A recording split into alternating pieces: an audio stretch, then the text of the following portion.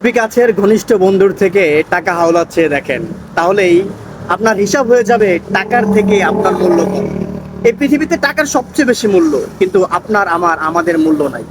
দেখেন, এখানে আমাদের একটা সমস্যা, আমরা যদি কোনো একটা বন্ধুর থেকে টাকা হাওলাতও নেই, সময় মতন সেটা দিতে পারি না।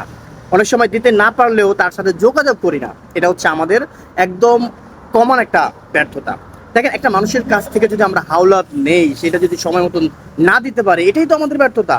আর যদি দিতে নাও পারি, অন্তত পক্ষে তারে বলা উচিত যে আমি এখন দিতে পারতেছি না, তোমার আমি নেক্সট দিয়ে দিব।